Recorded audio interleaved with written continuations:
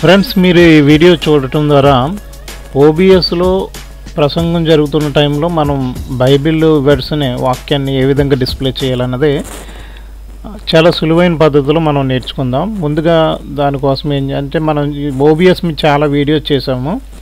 So Bible వాక్యాన్ని ఎలాగా మనం ప్రసంగం టైంలో డిస్ప్లే చేయాలన్నది. సో ఇది ఇప్పుడు ఏంటంటే మంచి సాఫ్ట్వేర్ అనమాట. ఆ సాఫ్ట్వేర్ నుండి అది ఉపయోగించి మనం బైబిల్ వాక్యాన్ని ఏ విధంగా ఓబిఎస్లో డిస్ప్లే చేయాలన్నదే. సో ఫ్రెండ్స్, ఇది డైరెక్ట్ వెబ్సైట్ అనమాట. నేను ఈ వెబ్సైట్ యొక్క లింక్ని మీకు డిస్క్రిప్షన్లో ఇస్తాను. సో నేను ఎలా చేస్తానో అలా మీరు ఫస్ట్ నుండి చూడండి జాగ్రత్తగా. సో ఇది వెబ్సైట్ మీరు ఇక్కడ డౌన్లోడ్స్ మీద క్లిక్ చేసి ఫస్ట్ మీరు ఈ సాఫ్ట్వేర్ని ఇన్స్టాల్ చేసుకోవాలన్నమాట. చూడండి, ఇక్కడ డౌన్లోడ్స్ మీద పెట్టగానే సాఫ్ట్ ప్రాజెక్టర్ అని ఉంది, దాని మీద క్లిక్ చేయండి. చేసిన తర్వాత మీకు లేటెస్ట్ రిలీజ్ అని ఇక్కడ ఉంది చూడండి, వెర్షన్ 2.1, అలాగే ఓల్డ్ రిలీజ్ అని. సో ఇవి ఉన్నాయి. మనకి ఏంటంటే లేటెస్ట్ రిలీజ్ సరిపోతుంది. చూడండి, ఇక్కడ విండోస్ అయితే ఈ లింక్ వాడాలి, మ్యాక్ అలాగే రెండు ఇచ్చారనమాట. సో నేను ఏం చేస్తానంటే ఇక్కడ జిప్ ఫైల్ దీన్ని డౌన్లోడ్ చేసుకుంటానండి. జస్ట్ మీరు ఈ లింక్ మీద క్లిక్ చేయగానే మీకు ఆటోమేటిక్గా డౌన్లోడ్ అయిపోద్ది అనమాట. సో ఆటోమేటిక్గా ఇక్కడ డౌన్లోడ్ అయిపోయింది చూడండి. ఇప్పుడు నేను ఏం చేస్తానంటే ఇది ఎక్కడ డౌన్లోడ్ అయింది, మనం ఎప్పుడు కూడా ఇది షార్ట్కట్కి ఒకటి గుర్తుంచుకోండి. ఈ క్రోమ్లో మనం ఏదన్నా డౌన్లోడ్ చేసినప్పుడు Ctrl+J మనం ప్రెస్ చేస్తే అది ఎక్కడ డౌన్లోడ్ అయింది అన్నది డైరెక్ట్ అక్కడికి తీసుకెళ్తుంది అనమాట. చూడండి, ఇది డౌన్లోడ్ అయింది. ఇక్కడ షో ఇన్ ఫోల్డర్ మీద క్లిక్ చేయండి. సో మనం దీన్ని ఇన్స్టాల్ చేయవలసి వస్తుంది అనమాట. సో నేను ఏం చేస్తానంటే ఇది కాపీ చేసి డెస్క్టాప్ మీద ఫ్రెష్గా పెడితే మనకి క్లియర్గా ఉంటుంది అనమాట. ఏదో ఒక న్యూ ఫోల్డర్ చేసి క్రియేట్ చేసి దాంట్లోకి పేస్ట్ చేద్దాం. ఓబిఎస్కి సంబంధించి మేము ఒక ఫోల్డర్లో మెయింటైన్ చేస్తే మంచిది. సో ఇది ఒక జిప్ ఫైల్ అనమాట. సో దీన్ని ఏం చేద్దామంటే రైట్ క్లిక్ చేసి ఎక్స్ట్రాక్ట్ హియర్ అని క్లిక్ చేయగానే సో ఆటోమేటిక్ ఇది ఎక్స్ట్రాక్ట్ అయింది. ఈ జిప్ ఫైల్ మీరు డిలీట్ చేసేసుకోవచ్చు. సో దీన్ని మీరు ఎక్స్ట్రాక్ట్ అయిన ఫైల్ని క్లిక్ చేయగానే మీకు ఈ విధంగా వస్తుందన్నమాట. సో చూడండి, ఇక్కడ సాఫ్ట్ ప్రాజెక్టర్ అని ఇది సెటప్ ఫైల్ అనమాట. సో దీని మీద మీరు క్లిక్ చేయగానే ఆటోమేటిక్గా ఇన్స్టాల్ అయిపోతుంది. సో మీ సిస్టమ్ స్పీడ్ బట్టి అది డిపెండ్ అయి ఉంటుంది అనమాట. సో ఇది మీరు ఇన్స్టాల్ అవ్వాలంటే దీని మీద క్లిక్ చేయాలి. సో ఆ విధంగా క్లిక్ చేస్తే మీకు సాఫ్ట్వేర్ ఇన్స్టాల్ అయిపోద్ది. సో ఇన్స్టాల్ అయిపోయిన తర్వాత అది ఎలాగో ఓపెన్ చేయాలనేది మీకు చూపిస్తాను.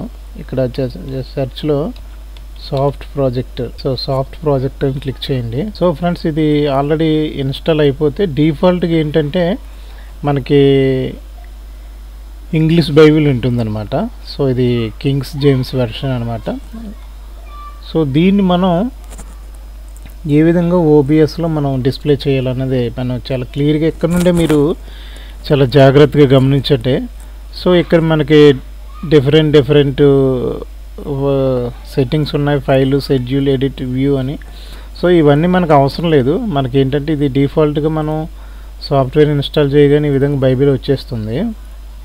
సో ఇక్కడ వచ్చిన తర్వాత మనం ఏం చేస్తామంటే ఇక్కడ సెట్టింగ్స్ అని ఉంది. సో దీన్ని కూడా మనం ఎలా ఉపయోగిస్తాం అన్నది మనం చూద్దాం. సో ఇప్పుడు మనం ఏం చేయాలంటే జస్ట్ ఇక్కడ సెట్టింగ్స్లోకి రండి. సెట్టింగ్స్లోకి వచ్చిన తర్వాత ఇక్కడ జనరల్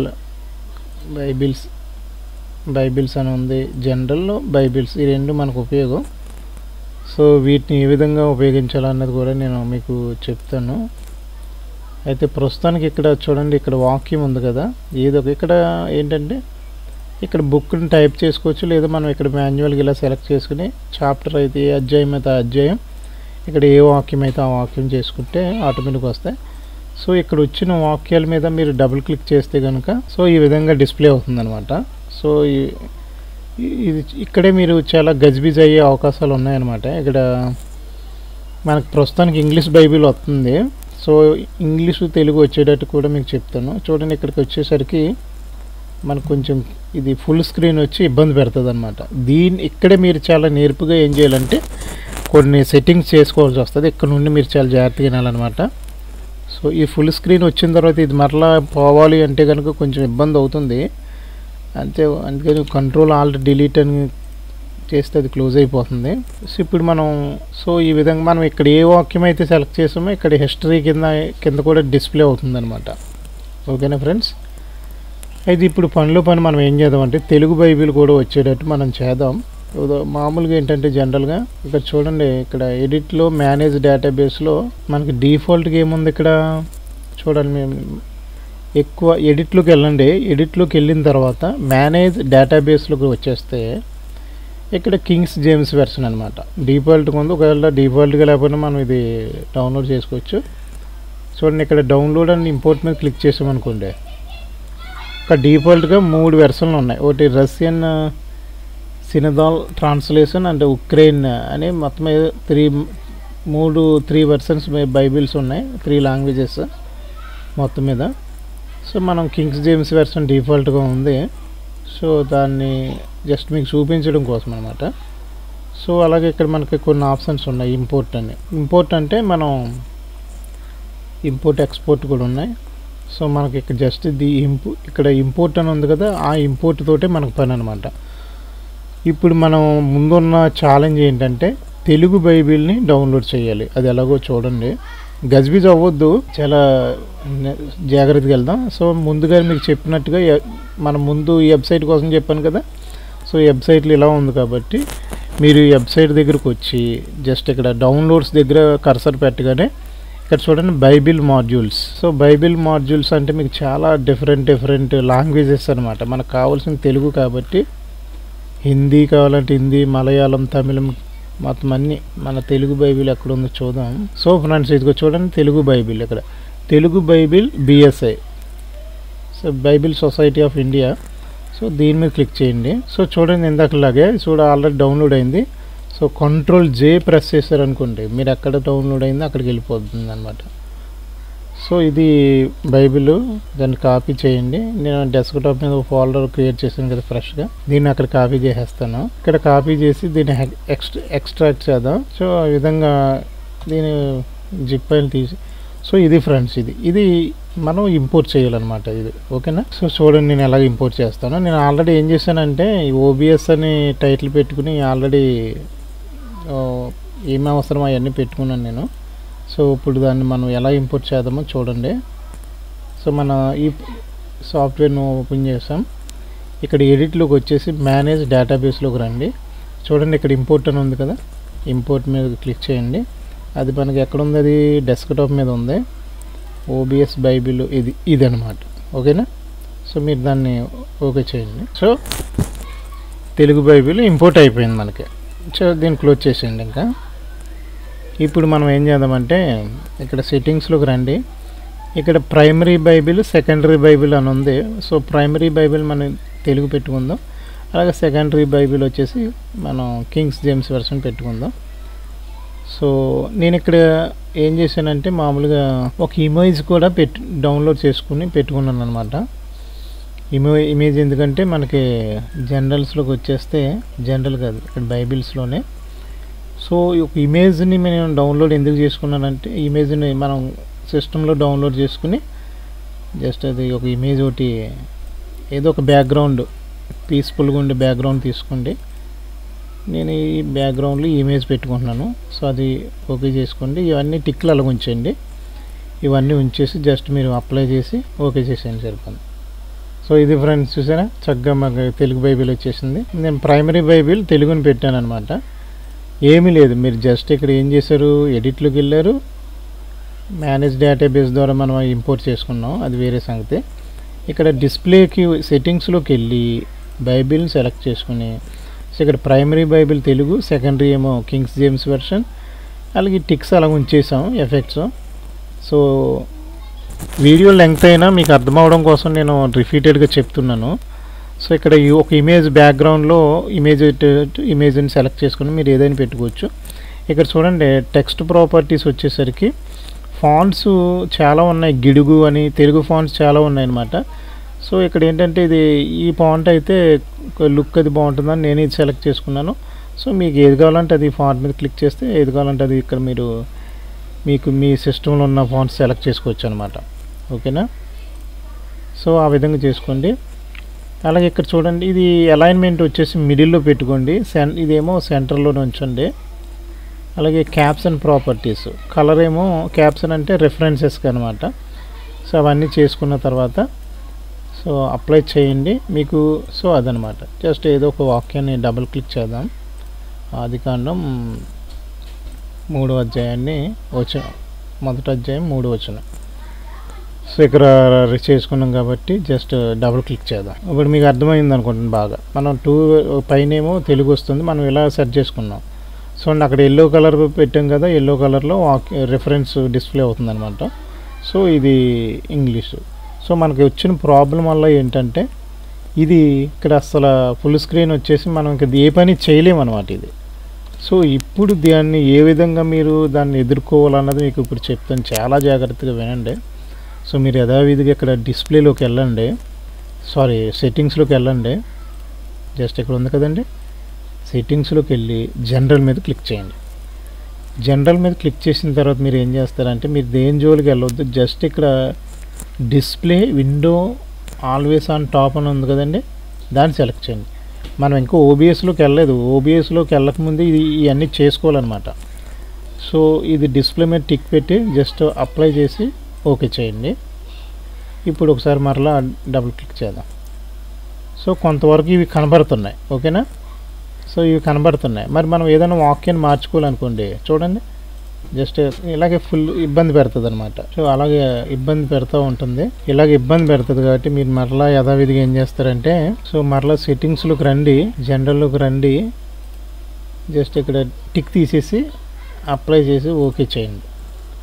చేశారు కదా. ఇప్పుడు ఏం చేద్దాం, మరలా ఒకసారి వాక్యాన్ని ఓపెన్ చేద్దాం. ఈసారి మనం ఇక్కడ ఏం చేద్దామంటే ఇది, సో మనకి ఇది రావాలన్నమాట. ఎందుకని మనం వాక్యాన్ని మార్చుకోవాలంటే ఇది ఖచ్చితంగా డిస్ప్లే అవ్వాలి, ఓకేనా. వచ్చింది, ఆ విధంగా సెట్ అయిందనమాట.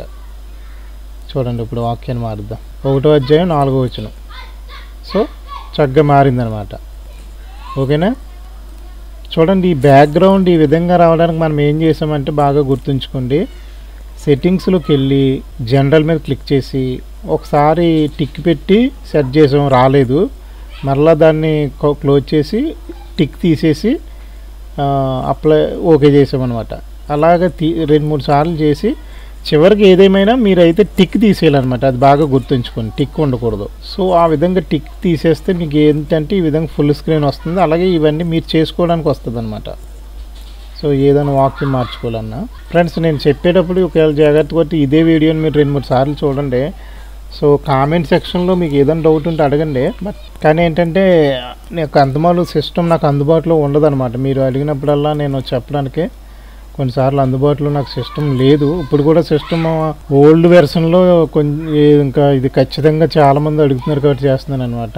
సో ఇది ఒకటి చూడండి ఈ విధంగా. నెక్స్ట్ ఇంకో వాక్యం ఏదైనా మార్చుదాం. ఫస్ట్ మనం సెర్చ్ చేసుకునేటప్పుడే కొంచెం ఒకసారి సెర్చ్ చేసుకుంటే మనం ఇంకా ప్రాబ్లం ఉండదు అనమాట. సో ఈ సెట్టింగ్స్ మీకు ఎలా కావాలంటే అలా చేసుకోండి. ఇప్పుడు మనం ఏం చేద్దామంటే ఓబిఎస్లోకి ఎంటర్ అవుదాం, ఓకేనా ఫ్రెండ్స్. జస్ట్ ఓబిఎస్ మీద క్లిక్ చేస్తున్నాను. సో ఇదనమాట. సో మేము వెళ్తున్న చర్చికి సంబంధించి డిజైన్ ఇవన్నమాట. సో ఇది ఒకటి గుర్తుంచుకొని మీకు ఒకటి చెప్తున్నాను, ఎప్పుడు కూడా మీరు స్టూడియో మోడ్లోనే ఉంచుకోండి. చూడండి ఇక్కడ రైట్ సైడ్ ఇక్కడ చూపిస్తున్నాను చూడండి, స్టూడియో మోడ్లో ఉంచుకోండి. ఇదేంటంటే మనం ఏదన్నా చేంజెస్ చేసేటప్పుడు ఇక్కడ చేస్తాం ఈ స్క్రీన్లో. ఇదంతా చేంజెస్ అంతా ఓకే అయిన తర్వాత ఇది యాక్టివ్, ఇదేంటంటే లైవ్లోకి వెళ్ళేదన్నమాట. సో ఇది ఇక్కడ చేంజెస్ చేసుకుని మనం ఏం చేస్తాం, ఇక్కడ ట్రాన్సిషన్ మీద క్లిక్ చేయగానే ఆటోమేటిక్గా లైవ్లోకి వచ్చేస్తుంది అనమాట. ఇది ఎప్పుడు కూడా స్టూడియో మోడ్లో మీరు చేసుకుంటే మంచిదన్నమాట. ఇప్పుడు మనం ఏం చేద్దామంటే ఇక్కడ సీన్స్ అని మీకు ఇదివరకు నేను సీన్స్ గురించి చెప్పాను. సో డిఫరెంట్ సీన్స్, ఇది ప్రసంగం జరుగుతున్న సీన్ అనమాట. ఇది ఇప్పుడు మనం బైబిల్ని చేసుకుందాం. ఇక్కడ ఇది సీన్కి రీనేమ్, ఇది ఆ డిఫాల్ట్గా ఉండదండి, నేను పెట్టాను అనమాట. ఇది జస్ట్ ఇది తీసేసి మీకు అర్థమవడం కోసం డిఫాల్ట్గా సీన్ 1 అని ఉంటుంది. నేను ఇంకోటి ఏం చేస్తానంటే బైబిల్ రెఫరెన్స్ డిస్ప్లే అవ్వాలి కాబట్టి ఇక్కడ సీన్ మీద బైబిల్ అని పేరు పెట్టుకుంటాను. సో బైబిల్ అని. ఇప్పుడు ఏం చేస్తానంటే ఈ సోర్సెస్ దగ్గర ఇక్కడ ప్లస్ మీద క్లిక్ చేయండి. ఇక్కడ క్లిక్ చేసిన తర్వాత విండో క్యాప్చర్ అని ఉంది, చూస్తున్నారా. జస్ట్ ఇక్కడ విండో క్యాప్చర్ మీద క్లిక్ చేసి, సో మీరు పేరు విండో క్యాప్చర్ అని ఉంచుకోకుండా ఏదో బైబిల్ సంథింగ్ ఏదో మీకు నచ్చిన టైప్ చేసుకోండి, ఓకే చేయండి. ఓకే చేసిన తర్వాత ఇలా చూపిస్తుంది. జస్ట్ మీరు ఇక్కడ ఏం చేస్తారంటే సాఫ్ట్ ప్రాజెక్టర్ ఫామ్ అని ఉంది కదండి, దాన్ని సెలెక్ట్ చేసుకోండి. ఓకేనా, రైట్. ఇక్కడ చూడండి కర్సర్ టిక్ ఉంది. కర్సర్ అంటే ఇది మౌస్ పాయింటర్ అనమాట. టిక్ తీసేస్తే అంటే మీరు చేంజెస్ చేసినప్పుడు మన కర్సర్ కూడా లైవ్లో డిస్ప్లే అవుద్ది, అని చేత టిక్ తీసేస్తే బెటరు. సో మిగతావన్నీ యాసిటీస్గా ఉంచేయండి. సో ఫ్రెండ్స్, ఇది ఇక్కడ మనం ఏంటంటే అడ్జస్ట్మెంట్ చేసుకుంటాం అనమాట. మన స్క్రీన్కి తగ్గట్టుగా జస్ట్ మనకి ఎలా కావాలో అలాగే అడ్జస్ట్మెంట్ చేసుకుంటాం. లేకపోతే ఇది దీని మీద రైట్ క్లిక్ చేసి ఇక ట్రాన్స్ఫార్మ్ అని ఉంది కదండి, ట్రాన్స్ఫార్మ్ మీద చేసి ఫిట్ టు స్క్రీన్ అని కానీ మీకు ఆటోమేటిక్గా అది వాక్యం దానికి తగ్గట్టుగా ఫిట్ అవుతుంది అనమాట. సో దీన్ని మనం లైవ్లోకి ఎలా పంపిస్తాం, ఇక్కడ ట్రాన్స్లేషన్ మీద క్లిక్ చేయగానే ఆటోమేటిక్గా ఈ వాక్యం కూడా లైవ్లోకి వచ్చేస్తుంది. మీకు అర్థమైందా? సో ఇది జస్ట్ ఇది ఓబిఎస్ది చిన్న పని, ఎందుకని మనం ముందు సాఫ్ట్వేర్ని చేసుకోవడమే కొంచెం లెంగ్తీ ప్రాసెస్ కింద ఉంటుంది. సో ఈ విధంగా లైవ్లోకి వచ్చేస్తుంది అనమాట. సో మనకి బైబిల్ అనేది ఎప్పుడు అవసరమో అప్పుడు మాత్రమే మనం ఇది ప్రసంగం ఇలా జరుగుతూ ఉంటుంది. ఏదైనా సడన్గా ప్రసంగించేటప్పుడు బైబిల్ వాక్యం ఏదని చెప్తే జస్ట్ ఇక్కడ మనం జస్ట్ ఇది ఓపెన్ చేస్తాం. అది కూడా ఎలాగ ఓపెన్ చేస్తాం, ఇక్కడ బైబిల్ వాక్యం మార్చుకుంది. ఇప్పుడు ఈ సాఫ్ట్వేర్లోకి వెళ్దాం. మన సాఫ్ట్వేర్ ఏదో సంథింగ్ ఏదో మత్తయి సువార్త 5వ అధ్యాయం మొదటి వచనం అనుకో, దీన్ని డబుల్ క్లిక్ చేయండి సరిపోదు. సో డబుల్ క్లిక్ చేశారు కదా, చూడండి ఆటోమేటిక్గా ఇక్కడ వచ్చేసింది ఆటోమేటిక్గా. అది ప్రసంగానికి ఇది సీన్ అన్న ఇది ఉంది కదా, ఇది ప్రసంగం చెప్తూ ఉంటారు అనమాట. మత్తయి సువార్త 5వ అధ్యాయం 1వ వచనం అనగానే జస్ట్ ఇలా డిస్ప్లే అయిపోద్ది అనమాట స్క్రీన్ మీద. ప్రొజెక్టర్ ద్వారా మొత్తం స్క్రీన్ మీద డైరెక్ట్ వచ్చేస్తుంది అనమాట ఈ విధంగా. సో ఇది ఫ్రెండ్స్, ఇది మీకు చాలా సింపుల్ అండ్ ఫ్రీ సాఫ్ట్వేర్ అనమాట. ఇది సాఫ్ట్ ప్రాజెక్ట్ అనే ఈ యొక్క ఇది. సో మీరు ఏంటంటే మనం ఆల్రెడీ ఇదివరకు ఈ స్క్రోలింగ్ టెస్ట్ల కోసం ఇవన్నీ చెప్పామన్నమాట, అవి చెప్తలేదు. ఈ వీడియోలో ఏంటంటే జస్ట్ మీకు ఆ బైబిల్ రెఫరెన్స్ని ఎలా మార్చాలన్నదే చెప్పాను. సో ఇది ఫ్రెండ్స్, ఈ విధంగా మీకు ఎటు వచ్చి ఇదే వీడియో మీకు అర్థమవ్వకపోతే కనుక 2-3 సార్లు చూడండి. సో ఎందుకంటే మీరు కామెంట్లు అడిగినా నాకు చెప్పడానికి వీలవుతుందండి, మళ్ళీ సిస్టమ్ నాకు అందుబాటులో ఉండదన్నమాట. సో సిస్టమ్ రిక్వైర్మెంట్ అయితే ఉంది. సో ఇది ఫ్రెండ్స్, మీరు ఈ విధంగా మనం చర్చ్లో లైవ్ ఇచ్చేటప్పుడు ఓబిఎస్ ద్వారాగా వాక్యాన్ని ఈ విధంగా డిస్ప్లే చేయవచ్చు అనమాట. సో ఏదైనా డౌట్ ఉంటే అయితే కామెంట్లో అడగండి, మనకి వీలైనప్పుడల్లా చెప్దాం. సో ఈ సెట్టింగ్స్, దీని గురించి సెట్టింగ్స్ అన్ని మీరు జాగ్రత్తగా చెప్పిన ప్రకారంగా చూడండి. 2-3 సార్లు చూస్తే మీకు ఆటోమేటిక్గా అర్థమైపోద్ది. మీరు ముందుగా ఒకసారి ప్రాక్టీస్ చేసుకుని అప్పుడు లైవ్లోకి వెళ్తే మీకు ఇంకా ఈజీ అయిపోద్ది అనమాట. సో ఇది ఫ్రెండ్స్. సో ఓబిఎస్కి సంబంధించి మన ఛానల్లో చాలా వీడియోస్ మనం ఒక సిరీస్ వల్లే పెట్టామన్నమాట. సో మీకు ఏదైనా డౌట్ ఉంటే ఆ వీడియోలు కూడా చూడండి. ఇది ఫ్రెండ్స్, సో ఈ వీడియో మీకు ఎంతగానో ఉపయోగపడిందని నేను అనుకుంటున్నాను. ఇది మీరు చూడటమే కాకుండా ఇది మన క్రిస్టియన్ సహోదరులందరికీ కూడా, ఎవరైతే ప్రసంగాలు సేవకులు ఉంటారో వాళ్ళందరికీ ఫార్వర్డ్ చేసి సో షేర్ చేయమని నేనైతే మిమ్మల్ని రిక్వెస్ట్ చేస్తున్నాను. So for more updates stay tune David web tech YouTube channel.